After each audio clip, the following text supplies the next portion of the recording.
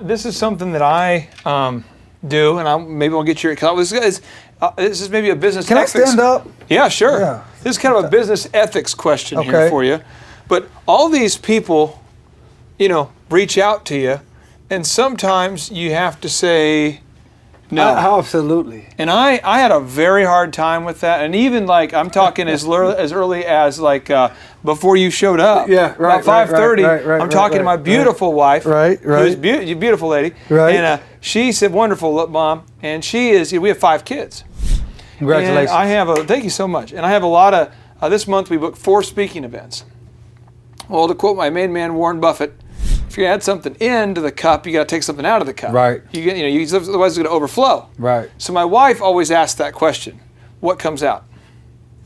And that's hard. Right. Because I look around and I say, well, I don't want to cut out time with my kids. Right.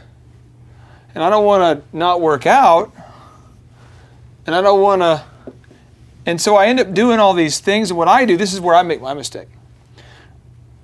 I won't drop the ball on most of these areas, but I'll start sleeping 2 hours every night.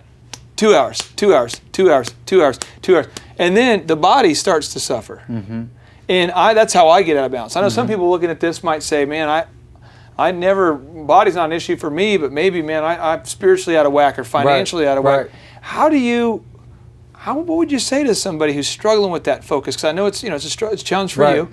What would you say to somebody who's just getting distracted? Is it kind of just focus until you have success so you can do other things? Right. I'll just be real honest with you, Clay. Saying no and just trying to figure that out that's been probably the most difficult thing. And I believe I would be further along if I really had the answer to that. Yeah. I think it's really just feeling the pain. See, many times when you are an entrepreneur and you got that energy and you can sleep just 2 hours, you can take that shot and keep going. Yeah. But when I had Bell's palsy, and it shut me down, it realigned really. See, I lost vision in my eye, right? And and that's what happened to me. Right. I literally they were saying it was constricted blood vessels, and I was literally causing blindness that I've never recovered from. Right. I still have horrible vision. Right. And then when my son was born blind and I couldn't go to the doctor's appointments because I was overbooked, it's always that's my challenge. Right. We all have that something. Right. I mean, saying no, I'm glad you brought that up because I struggle. In fact, I tell you right now, today as we speak, I'm on a couple of boards, nonprofits, and I care a lot about them, but I really should have let them go, and I really should let them go. And it comes back saying, well, they need you, but we need to do those things because if these things are not in line, spirit, mind, body, relationship, and finances, nothing else is going to matter. Everything is going to suffer. So prayer is something that I always asking God to help me with. Keep me focused, God. You know what my true vision is and what I want my true mission to be. I met a lady years ago. This is years ago on a planet far, far away. She, though, was a wonderful lady, and she was struggling financially. And I remember I talked to her, the Abraham Lincoln quote was what set her free. But I said, hey, you're volunteering at PTA. She said, yes. I said, you're volunteering at the church? Yes. You're volunteering at the homeless shelter? Yeah. She says, I was once abused, so I want to help these women. Right.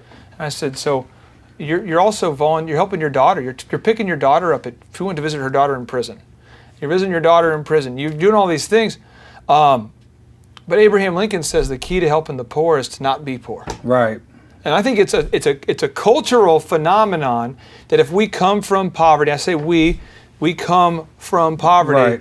One of the things is we have a poverty mentality sometimes where we want to help everybody else and not ourselves. And so the way that it was told to me, and I hope I'm helping somebody, but I was just going to show you, the way it was taught to me was that if you've got this ice cream here, the ice cream, you can stack all the scoops up here, but the volunteerism sometimes has to be that cherry on the top. Right. Because if you don't, otherwise if you put the cherry on the bottom, it gets all squished. Right. And so you have to kind of pick that one. Right. And that's why I so greatly admire guys like the musical artist Mike Posner we were talking about. He's donating, for every album he sells, he gives a meal to a family in need. Well, to me that's great because that means that, one, he's not in need. he's actually providing for his own mom and his own family, Right. but then he's donating. Right. And I love that idea. Right. I love companies like Tom's Shoes. They focus and then they can give. And Right. I just, gosh, it's a challenge.